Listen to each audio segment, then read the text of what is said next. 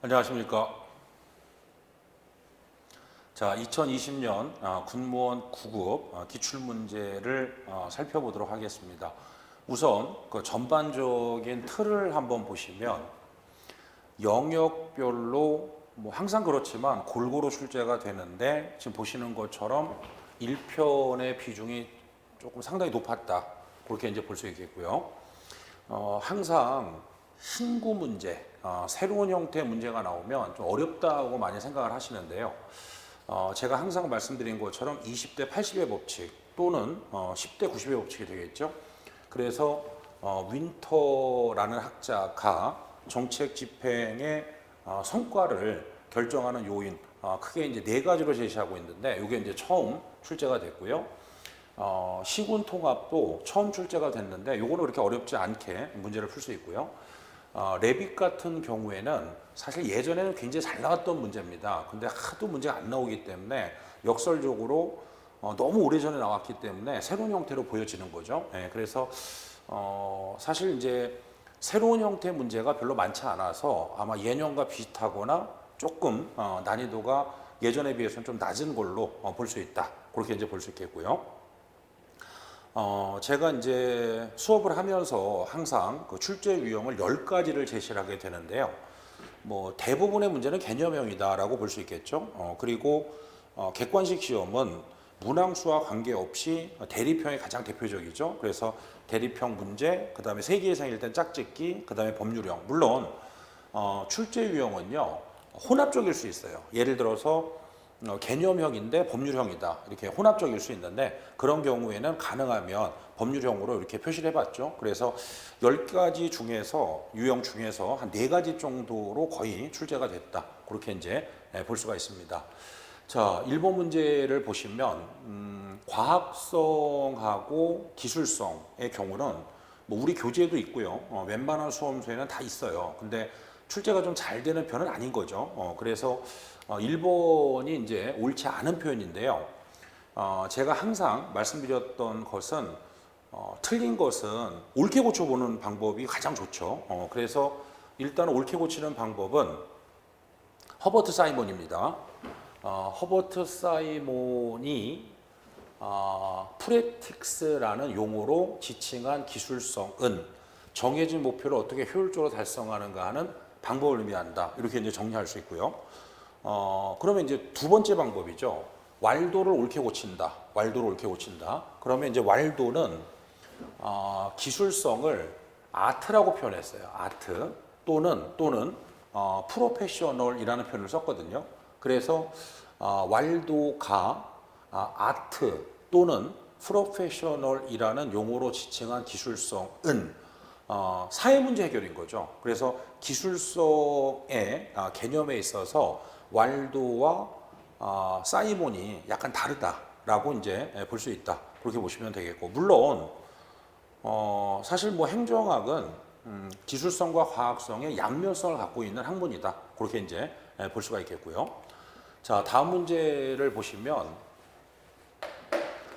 제가 이제 20대 또는 10대 80 또는 이제 90 그래서 늘 나오는 문제, 좀 어려운 문제, 조금 더 세분해 보면은 한 그 중에서 50%는 너무너무 쉬운 거죠. 30%는 좀 공부하셔야 맞출 수 있는 거고 20%는 조금 어려운 문제가 되는데 바로 이 문제가 아주 이 50%에 해당하는 문제죠.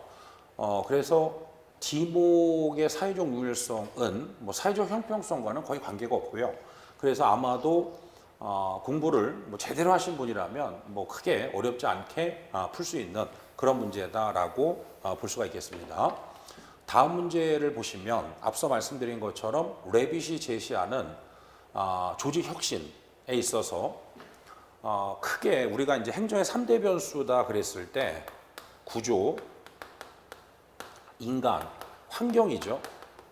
그런데 조직 혁신이라는 것은 조직이 환경의 변화에 어떻게 대응하느냐 하는 부분이기 때문에 환경은 직접적으로 언급되기가 어려워요. 그렇기 때문에 구조 인간은 그냥 두고 그 다음에 이제 업무가 되겠죠. 요거를 학자에 따라서 이제 과업이라고 하고요. 그 다음에 기술 이렇게 얘기하는 거죠. 그러니까 결국은 규범 대신에 기술이 들어간다. 그렇게 이제 볼 수가 있습니다. 그러니까 다시 얘기해서 조직을 혁신함에 있어서 구조의 변화, 구성원의 행태 변화, 요거를 주로는 조직 발전이다라고 얘기를 한다. 그렇게 볼 수가 있겠고요. 그 다음에 과학, 기술의 변화를 통해서 결국은 조직의 변화에 어떻게 그 환경의 변화에 조직이 어떻게 대응하는가 하는 부분을 의미한다라고 볼 수가 있습니다. 예전에는 좀 종종 나왔던 문제인데요. 한동안 문제가 출제가 되지 않아서 앞서 말씀드린 것처럼 조금 어렵다고 느껴지셨을 거라고 생각이 되고요. 자, 우리가 이제 50만 이상 대도시는 특례가 많죠, 사실은. 근데 뭐 30만까지는 두지 않고 있고요. 그래서 지방자치법에 보면 10장이죠, 10장. 그래서 조 위에 장이 있는데요. 서울특별시 등 대도시와 세종특별자치시 및 제주특별자치도의 행정특례라고 해서 173조 자치구죠. 174조 서울특별시의 경우는 수도로서의 특수성, 그래서 특례를 두고요. 세종특별자치시, 제주특별자치도 역시 특례를 두고요. 그다음에 175조 같은 경우가 이제 50만 이상 대도시가 되겠죠. 그래서 자치구, 그다음에 서울특별시, 그다음에 제주특별자치시, 세종특별자치시가 되겠죠. 제주특별자치도 50만 이상 대도시의 경우 특례가 있는데 30만 이상은 존재하지 않는다. 그렇게 이제 볼 수가 있겠고요. 자, 이 문제는 우리가 이제 행태론은 인식론적 근거, 뭐 철학적이라고 봐도 돼요. 논리 실증주의를 인식론적 근거로 삼고 있고요. 과학적인 연구를 위해서 가치 문제는 빼고 사실 문제를 연구 대상으로 삼는다. 그래서 가치 중립성이죠.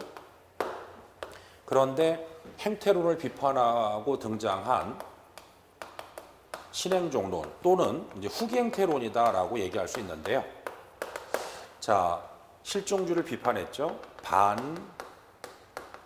실증주의, 이게 이제 현상학이고요. 가치 중립성이 아니라 가치 지향성이다라고 볼 수가 있다. 이게 이제 바로 사회적 형평성이다라고 볼 수가 있는 거죠. 그래서 행정학에서 가치에 관한 연구가 본격적으로 관심을 끌기 시작한 것은 행태론을 비판한 신행정론의 등장과 관련이 있다. 그렇게 볼 수가 있겠고요. 자, 사이몬은 합리 모형을 비판한 거죠. 그래서 사이몬은 합리 모형에서의 의사결정자를 이코노믹 맨, 경쟁이다라고 주장을 했고요. 자신이 제시한 만족 모형에서의 의사결정자를 어드미니스트러티브 맨, 행정인 또는 관리인으로 제시를 했죠. 그래서 합리 모형에서의 경제인은 목표 달성의 극대화, 왜냐하면 완벽한 정보를 갖고 있기 때문에. 그런데 만족 모형에서의 결정자 행정인은 만족하는 선에서, 말 그대로, 그래서 만족 모형이라고 하고요. 자, 경제인은 완전한 정보를 갖고 있기 때문에 복잡하고 동태적인 모든 상황을 다 고려하는 데 비해서 행정인은 실제 상황을 단순화시키고 무작위적이고 순차적으로 대안을 탐색한다라고 볼 수가 있겠죠. 그러니까 제한된 합리성. 자, 그런데 3번에 보시면 합리 모형에서의 경제인은 합리적 분석적 결정, 다시 얘기해서 비용 편입 분석을 통해서 최적의 목표 달성에 있어서 최적의 대안을 선택하는데 한다고 보는 데 비해서 직관이나 영감, 요거는 우리가 이제 드로어의 최종 모형에 관한 내용이죠. 그래서 사이몬의 만족 모형과는 좀 거리가 있다. 그렇게 이제 볼 수가 있습니다. 6번 문제도 아마 행정학을 뭐 제대로 공부하신 분이라면 그렇게 어렵지 않게 이제 맞출 수 있는 그런 문제가 되겠고요. 자, 민영화에 있어서 항상 여러분들이 이제 민영화, 공공이 담당했던 사물을 민간이 담당하게 되면 당연히 공공성이 침해된다. 그리고 이제 책임성 확보가 어렵다라고 볼 수 있겠고요. 또 아무래도 이윤 극대화를 추구하다 보니까 서비스의 질이 떨어질 수 있다라고 이제 볼 수 있습니다. 그런데 경쟁의 심화는 민영화의 문제점이라기보다도 민영화를 하는 이유가 되겠죠. 예, 경쟁을 통해서 일테면 좀 더 효율적 서비스를 제공하겠다. 그렇게 이제 볼 수가 있겠고요. 자, 일단 조세출 예산제도에서 조세 지출은 비과세 감면 등 세제 혜택을 통해 포기한 액수, 그것을 이제 조세 지출이라고 하고요. 그렇다면 조세 지출의 내용과 규모를 주기적으로 공포해서 관리하는 제도를 조세 지출 예산제도다라고 얘기를 하게 되는데, 중앙정부 같은 경우에는 국가재정법에 따라서 이른바 조세 지출 예산서라고 해요. 실제 명칭은요. 작성해서 보고를 하고, 지방재정의 경우 지방세 지출 제도가 도입되지 않았다가 아니라 지방세 특례 제한법에서 보면 지방세 지출 보고서를 작성해서 제출하기 때문에 현재 도입이 돼 있다라고 볼 수가 있겠고, 이 문제는 예전에도 간헐적으로 출제가 됐던 문제입니다. 그거 조심해서 보실 필요가 있겠죠. 자, 엣지오니는 일단 그 조직에 추구하는 목표에 있어서 질서 목표를 추구한다. 강제적 조직이라 그래요. 강제적 조직. 자, 그 다음에 경제적 목표의 경우는 공리적 조직이라고 하는 거죠. 그래서 행정학에서 공리라는 말은 너한테 이득이 된다. 그래서 공리적 조직은 사기업체를 얘기한다라고 생각하시면 되고요. 그 다음에 문화적 목표. 요거를 이제 규범적 조직이라 그래요. 자, 그래서 항상 말씀을 드렸듯이 우리가 사지기 때문에 세 가지로 딱 떨어지는 거. 엣지오니는 조직이 추구하는 목표, 질서 목표, 경제 목표, 문화 목표에 따라서 각각 강제적 조직, 공리적 조직, 규범적 조직으로 조직을 유형화시켰다라고 볼 수가 있다. 그렇게 보시면 되겠고요. 우리는 이제 전통적으로 협동을 많이 강조했어요. 그래서 우리 속담에 보면 백지장도 맞들면 낫다, 그런 속담이 있는데요. 이제 아담 스미스가 국보론에서 목공장을 방문한 거죠. 혼자 만들 때 못을 10개를 만들었는데요. 10명이서 분업을 하니까 4,800개. 그러니까 분업을 통해서 240배의 생산성이 높아진 거를 목격을 한 거죠. 그래서 아담 스미스는 협동보다는 분업을 해야 된다라는 점을 강조했고요. 그것을 실제 경영 차원에서 도입하신 분이 바로 테일러예요. 그렇기 때문에 테일러는 과학적 관리의 핵심을 개인적 기술이 아니라 분업이죠. 분업에 두고 이 노동자는 발전된 과학적 방법에 따라서 작업을 하도록 그렇게 이제 주장을 한 것이다라고 볼 수 있다. 그렇게 보시면 되겠고요.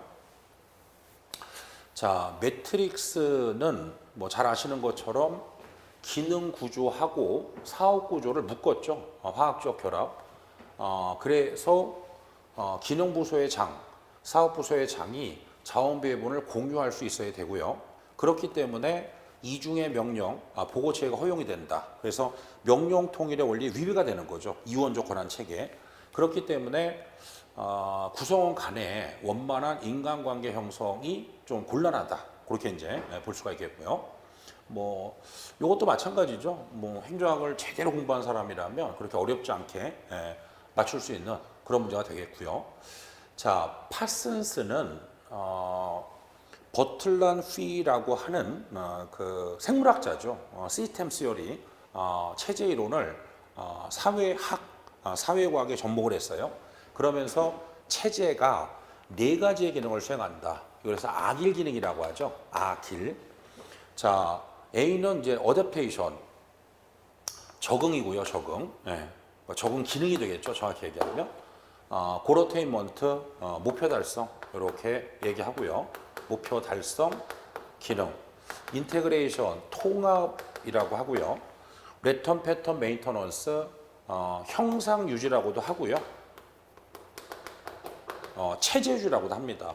그래서 파슨스 같은 경우에는 적응 기능, 요걸 이제 경제적 1번 생산 조직이 담당한다고 봤고요. 목표 달성 기능의 경우는 정치 조직이, 그 다음에 통합의 경우는 말 그대로 통합 조직이 담당하고요. 요 기능을 이렇게 담당한다고 본 거죠. 형상 유지 기능은 형상 유지 조직이 담당한다. 이렇게 이제 보게 됩니다. 그래서 좀 저는 특이하게 봤던 건 뭐냐면 앞서 그 파슨스 있잖아요. 그것도 조직의 유형이거든요. 이것도 조직의 유형이란 말이에요. 그래서 한 회에 조직의 유형과 관련해서 두 문제가 출제가 됐을 정도로 이렇게 평소에 잘 나오는 문제가 아닌데 두 문제가 출제가 됐다. 좀 특이하게 본 문제고요. 자, 그 다음에 이것도 뭐 요게 앞서 말씀드린 것처럼 개념형이면서 요게 이제 아시다시피 시간선택제 채용 공무원이고요. 그 다음에 법률형이죠. 그래서 국가공무원법에 보면 26조의 2 근무시간의 단축, 임용에 대한 부분이 나와 있고요. 그 다음에 공무원 임용령, 요게 이제 시행령에 해당한다라고 이제 볼 수 있는데, 자, 1항 임용권자 또는 임용제청권자는 이 법은 당연히 국가공무원법을 얘기합니다. 26조의 2에 따라 통상적 근무시간, 주당 40시간이죠. 보다 짧은 시간을 근무하는 일반직 공무원을 신규 채용할 수 있는데요. 보시다시피 이게 개정이 됐죠. 과거에는 20시간이었는데 15시간 이상, 35시간 이하 이렇게 개정이 됐다라고 볼 수가 있다. 그렇게 보시면 되겠고요. 자, 그 다음에 이것도 마찬가지입니다. 개념형이면서 이게 이체죠. 뭐 공부하신 분은 뭐 어렵지 않게 맞출 수 있을 텐데 국가지정법에 보면 47조 2항 기획재정부 장관은 정부 조직 등에 관한 법령의 제정, 개정 또는 폐지로 인해서 중앙관세의 직무와 권한의 변동이 있을 때에 그 중앙관세의 장의 요구에 따라서 그 예산을 상호 이용하거나 또는 이체할 수 있다. 그래서 이체에 관한 개념을 이제 물어봤다. 그렇게 보시면 되겠고요. 이번 그 기출문제에서 가장 논란이 될 문제가 바로 이 문제인데요. 지금 국방부 쪽에서는 1번을 가답안으로 제시했는데 지금 저뿐만이 아니라 아마도 대부분의 행정학을 강의하시는 분들이 이 문제는 또 논란이 있다. 다만 이걸 받아들일 건지에 대한 부분은 올해가 15운영이잖아요. 아시다시피. 그래서 의신청이나 이런 절차가 없기 때문에 아마도 받아들여질지는 조금 논란의 여지가 있는데 왜 그러냐면 아마 출제자는 민주성을 전통적 이념이라고 본 것 같은데 그렇다면 이 문제의 핵심은 뭐냐면 현대적으로 어떻게 해석하느냐 문제거든요. 그러면 여러분들 잘 아시는 것처럼 자 19세기 입법국가 일단 크게 관심이 없죠. 행정학은 시장 실패했고 정확하게 얘기하면 19세기 말에서 20세기 말까지 행정국가 그 다음에 정부의 과도한 시장 개입에 따라 정부 실패 20세기 말부터 현재까지 실행정국가다. 그렇다면 현대적이라는 말은 보통 행정국가를 뜻하거든요. 근데 아시는 것처럼 행정국가 초창기에 능률성, 자 기계적 능률, 사회적 능률이 민주성으로 발전을 하는 거고요. 그 다음에 60년대에 후진국은 효과성, 선진국은 형평성, 그 다음에 불확실성 시대 가외성 이렇게 되는 겁니다. 그 다음에 뉴거버넌스 같은 경우는 신뢰죠, 신뢰. 예. 신뢰, 이게 이제 사회자본이 되는 거고요. 최근에 성찰성을 주장한 학자도 있어요. 그러면 이제 이게 왜 문제가 되느냐면 1번 민주성 행정국가, 그 다음에 가외성도 행정국가. 그런데 비해서 신뢰성이나 성찰성은 사실은 신행정국가가 됩니다. 그러니까 어떤 형태로 분류하든 간에 제가 볼 때는 사실은 문제를 좀 잘못 출제했다, 부주의하게 출제했다라고 보여지는 그런 문제라고 볼 수가 있을 것 같습니다. 다만 앞서도 말씀드린 것처럼 올해가 이제 그 공개 시범운영이기 때문에 공식적 의의 신청을 할 수가 없기 때문에 아마 어떻게 처리할지는 좀 두고 봐야 되겠죠, 사실은요. 예, 그래서 뭐 여러분들이 열심히 공부해서 그렇죠? 예, 이렇게 시험을 보는데 출제자가 너무 무성의하게 출제를 한 그런 문제가 아닐까라고 생각이 됩니다. 어쨌든 가답안은 일본어로 발표를 했다. 그렇게 여러분들 잘 아시는 것처럼 그렇게 이제 보실 수가 있겠고요. 자, 이 문제가 그동안에 출제가 잘 안 됐던 문제였는데요. 윈터가 제시한 정책 집행 성과를 좌우하는 주요 변수. 일단은 정책 형성 과정이죠. 그래서 정책 형성 과정에서 그 집행에 영향을 미치고요. 일선 관료, 그다음에 조직 상호 간의 집행 형태인데 윈터가 제시한 것은 정책 결정자의 행태가 아니라요. 정책 집행 정부가 이제 집행을 하다 보면 대상 집단이 있거든요. 대상 집단의 행태가 됩니다. 그래서 이게 집행이기 때문에 아무래도 결정자보다는 정책 집행을 하는 과정에서 대상 집단의 행태 이렇게 볼 수가 있다. 그렇게 보시면 될 것 같고요. 그 다음에 이제 시군 통합인데요. 뭐 아시는 것처럼 마산, 창원, 진해 통합 창원시, 청주, 청원 통합 청주시. 그래서 과거에 시군들이 업무를 따로따로 했는데 통합해서 하다 보면 아무래도 규모의 경제를 구현하기가 좋고요. 또 생활권하고 행정권을 일치시키는 거죠. 실제로 과거에 그 청주하고 청원은 생활권이 거의 일치했거든요. 행정권이 달랐던 거죠. 청주시, 청원군 이런 식으로. 그래서 일치시킬 수 있고 광역적 문제의 효과적 해결이 좋은데 아무래도 시군이 통합되다 보면 규모가 커지죠. 그렇기 때문에 대응성을 제고하기는 좀 어렵다. 그렇게 이제 볼 수가 있습니다. 처음 출제가 된 문제지만 뭐 충분히 여러분들이 생각해서 맞출 수 있는 그런 형태의 문제가 아닌가라고 생각이 되고요. 자, 그 다음에 진보주의, 정부, 그러니까 전형적인 대립형이 되겠죠. 아닌 거를 골라라, 조세간면, 이건 이제 보수주의다라고 볼 수가 있다. 그렇게 볼 수가 있겠고요. 우리 교재 같은 경우는 뭐 맨 앞에 나와 있기 때문에 여러분들이 너무 쉽게 맞출 수 있는 그런 문제가 아닐까라고 생각이 됩니다. 다음 문제를 보시면 행정학에서 아무 말이 없이 옴부즈만은 스웨덴의 오리지널 버전이죠. 그래서 출제자는요 좀 어렵다라고 생각하면 힌트를 좀 줘요. 대부분의 국가, 우리나라는 아니죠. 우리나라 국무총리, 행정부 소속인데 대부분의 국가에서 입법부에 소속돼 있다. 따라서 옴부즈만 같은 경우는 기존의 입법 통제, 그러니까 외부 통제가 되겠죠. 외부 통제의 한계를 보완하기 위해서 등장한 제도가 된다. 그렇게 이제 볼 수가 있겠고요. 자, 그 다음에 공무원 임용에 관한 문제인데요. 일단 4번을 보시면 1에서 2급이 아니라 3급이 되겠죠. 3급. 그리고 제가 항상 말씀드렸듯이 극단적 표현 틀린다. 그래서 개방형의 경우는 1에서 3급 20%.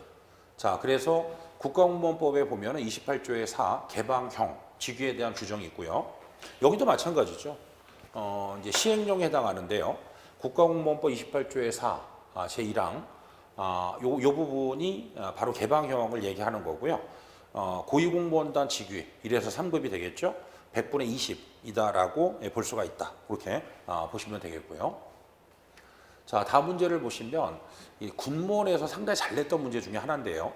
신축성 유지 방안이 아닌 거 결과적으로 재정통제 방안, 배정과 재배정이 되겠죠. 전형적인 대립형 문제에 해당한다라고 볼 수가 있겠고요. 앞서 제가 보기에는 15번 문제는 분명히 잘못된 문제입니다. 잘못된 문제인데 일부에서 22번도 좀 문제가 있다라고 생각하시는 분이 좀 있는 것 같은데 그건 아니에요. 왜 그러냐면 제가 항상 말씀드렸듯이 뭐 이건 좀 긍정형이긴 하지만 우리가 했던 거 한번 해볼까요? 자, 부정형이고요. 1번이 맞고 2번 맞고 3번이 맞고 4번이 틀렸다. 정답은 4번이고 난이도는 하고요. 자, 5x 정답은 4번이고 난이도가 중이고요. x, 5x라면 답이 1번이고 난이도가 상이다. 기억나시죠?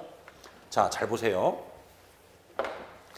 우리나라 지방자치법이 인정하는 주민 직접 참여 제도로 옳은 것은인데요. 일단 제가 그 동용 모의고사에서 주민총회는 없어요, 우리나라에서. 예, 그 4번은 이제 소홀 했습니다. 소송은 맞고요. 예. 자, 2번에 보시면 그 주민소환은 맞아요. 근데 주민참여 예산은 지방자치법이 아니라 지방재정법에 규정을 하고 있어요. 그래서 2번이 틀렸고요. 자, 그렇다면 지금 한간에 1번도 답이 되는 거 아니냐라고 하시는 분이 있는데 제 생각은 조금 달라요. 왜 그러냐면 주민발언은 주민이 직접 이제 조례 개폐를 발의를 해야 되거든요. 근데 우리나라는 단체한테 청구를 하게 돼 있어요. 그럼 잘 보세요. 자, 이렇게 되는 거죠, 구조가. 이렇게. 1번은 맞을 수도 있지만 주민이 직접 하는 게 원칙이기 때문에 우리나라는 단체한테 청구하기 때문에 틀릴 수 있는 거죠. 이해되시겠어요? 네, 그래서 이 문제에 대해서 다시 한번 말씀을 드리면 15번은 분명히 잘못된 문제고 지금 보신 22번 문제는 일부 행정학 강사들이 잘못 냈다라고 하는데 잘못 낸 게 아니라 문제 푸는 요령을 잘 모르는 거예요. 네, 그래서 제가 말씀드린 것처럼 항상 이렇게 형태가 되면 항상 맞는 거, 정답에 가까운 거, 그걸 고르시는 게 가장 중요하다. 그렇게 이제 볼 수가 있겠죠. 네. 자, 그 다음에 23번 역관주의인데요. 뭐 이건 뭐 어렵지 않죠. 네, 그래서 역관주의가 탄생하게 된 것은 그 당시에 관직의 특권화, 북동부의 명문 아이비리그 출신들이 정치를 장악했고 그걸 타파하기 위해서 결국 역관주의가 필요했고요. 특히나 역관주의가 나오면 대응성이죠, 대응성. 네, 그래서 아마 어렵지 않게 문제를 푸셨을 거다라고 생각이 되고요. 자, 그 다음에 정치 유형 상당히 잘 나오죠. 네, 그래서 정부기관 개편은 구성정책인데 국경일의 제정은 이게 상징정책입니다. 상징정책. 그래서 틀렸고요. 또 하나 여러분들이 눈여겨보셔야 될 게 뭐냐면 최저임금제는 재분배가 아니라 보조정책이라는 거. 네, 그것도 아울러 꼭 기억을 해두실 필요가 있다. 그렇게 볼 수가 있겠고요. 자, 그 다음에 25번 문제의 경우는 좀 잘 보세요. 2번만 유일하게 숫자가 나온단 말이에요. 그러니까 이런 거 조심하셔서 보셔야 됩니다. 그러니까 무슨 얘기냐면 그 공직자윤리법에 보면 재산 등록 공개, 특히 재산 등록 같은 경우는 일반직을 기준으로 4급 이상이죠. 4급 이상. 네, 그래서 요거는 뭐 우리가 많이 다뤘던 문제 중에 하나다. 그렇게 이제 볼 수가 있습니다.